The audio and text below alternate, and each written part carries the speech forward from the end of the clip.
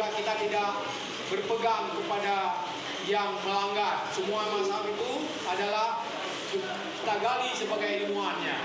Baik, kita lihat lagi paparannya. Oke, baik.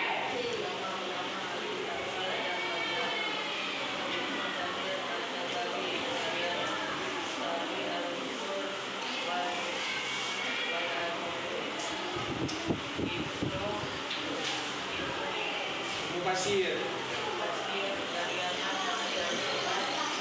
Nah, ini ahli tafsir yang kuasa, ada Ibnu Katsir, ada Ibnu Nurus, ada juga beberapa orang yang ahli tafsir mengembangkan ilmu tafsirnya. Sampai sekarang ini kita pegangan sebagai menafsir Al-Quran. Terus kita mendapat ilmu dari kajian-kajian isi kandungan Al-Quran. Maka ini penting bahwa pegangan kita adalah sebagai risalahnya Al-Quran dan Sunnah. Makanya terus kita memilih ilmu tafsir, kita belajar dari ilmu tafsir, dan juga kita mengambil inti pokok dan permasalahan tentang di dunia dan akhirat, yaitu isi kandungan Al-Quran. Perlu digali, ya, perlu dipelajari, terus nanti kita mengamalkannya.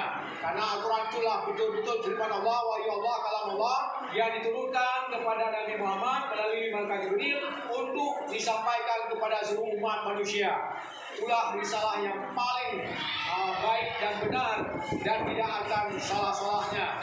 Dan juga Al-Sunnah sebagai risalah kita, Al-Quran dan As-Sunnah. Nah, pegangan, kalau itu kita pegang kedua-duanya, tidak akan sesat selama-lamanya.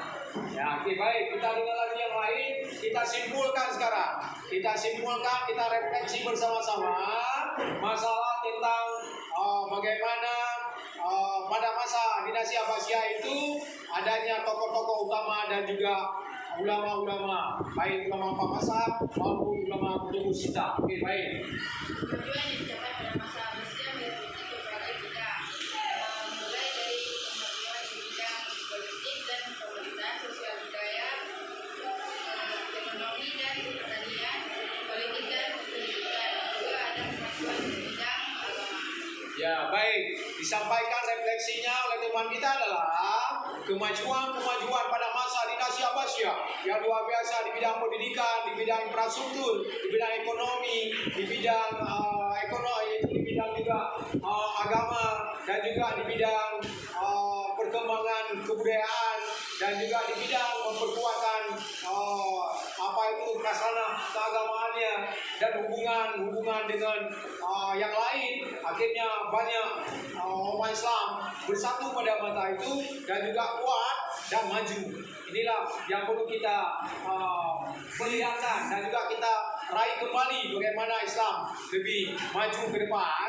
Ada ulama pada masa itu, ulama ahli tafsir, ada ahli hadis seperti Bukhari, Muslim, Ibnu Majah, Abu Daud dan sebagainya, dan juga adanya ulama-ulama empat mazhab menyatukan satu persepsi, akhirnya Islam tegak dengan hebat.